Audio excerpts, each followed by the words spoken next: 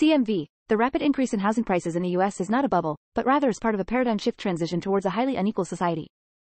Greater than big companies are incentivized to keep property prices high because then it keeps people desperate and willing to work for wages that are low. Not sure I follow this logic. If employee costs are rising, whether mortgage or rent, businesses will be faced with demands for increased wages. You can't hire someone at $7 per hour if they need to cover $2,000 rent. If the prices reach the point where no one can afford them, they will go back down. You can only sell something for the amount people are willing and able to pay. A highly unequal society itself is a bubble. When it gets to a certain level, some catalyst can cause it to pop. We've seen it before. It is more of a bubble from lower interest rates and low supply than from foreign investors. 2/3 of homes are owner-occupied. You've mentioned everything but the pandemic causing an exodus of high-tech workers into other areas and driving up the demand.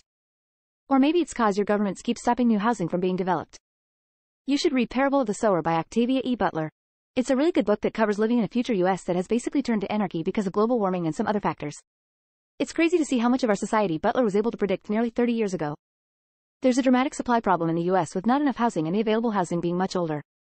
There's a supply shortage too, especially in areas of the US that have seen a huge number of people move there in the past few years. Texas, Sun Belt, Seattle, etc. It's transitioning to corporate communism. It won't be just houses, oxygen, clean air and water the corpos will own. Soon we will be asked to pay for having the right to die peacefully. Isn't that what a bubble always wants you to think? I think the bubble is not so much the house prices, as it is the wealth inequality bubble. Once a majority can't afford to live, they will have no choice but to revolt, effectively destroying the market, or at least ownership, and crashing the prices back down to reasonable levels before continuing on their merry way again. People will be priced out of the hottest markets, but new areas with cheaper properties will thrive. Most people can't afford real estate in Hawaii, so they don't live there.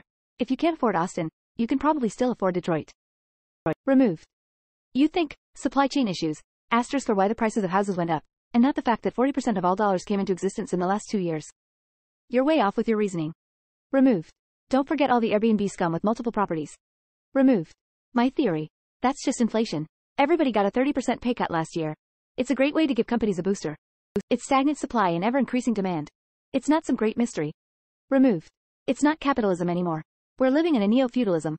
Problem with this idea that it won't pop is that eventually the housing crisis is going to force rent control. Then people are going to regret driving prices up as their projected investment flatlines. And the rent market is going to have them compete with banks and their mortgage loans. Banks don't want control over property but to flip value. Deleted. Removed. Greater than big companies are incentivized to keep property prices high because then it keeps people desperate and willing to work for wages that are low. This makes no sense whatsoever. It's well established that companies pay higher wages in areas with higher housing prices because they have to in order to attract employees at all. Have you considered how banks and other big corporations need sellers in order to buy the properties? Do you expect a mass movement of property owners to sell to big companies? Where would they get their new house from? Or if new housing is so expensive, why would you expect folks to sell the property they currently own? What if it's both? Just as a wrinkle, 64.8% of American households own their homes, so they benefit in the form of equity in the event of price increases. Neo-feudal rentier society, just like what led to the French Revolution. All over my area, small box-like homes are being built, and they're for lease only. No new homes built or for sale. Single quote closing square bracket. Totally agree. Unfortunately, I don't see it changing anytime soon. The shift started when middle-class people realized we too can be landlords. Greater than are not going to ever witness the conditions of the 50s. Maybe people are aspiring to higher standards now than previously. Housing prices reflect this. And for comparison, we should compare identical houses in the different eras. An average house now was a mansion then. It's inflation. The obliteration of the middle class. Do I have to change your view if it was correct? 100% correct, but it's global, not limited to USA, UK, CAD. The world is over now. If you don't already own a home, in most cases you will never own one, and that fact will cause you to become poorer and poorer. This entire shift is a catastrophe for young people especially. When socialist morons try to internalize inflation. If GME and AMC can manage to drain some of these hedge funds, maybe the middle class will have a shot of Jamie ownership again.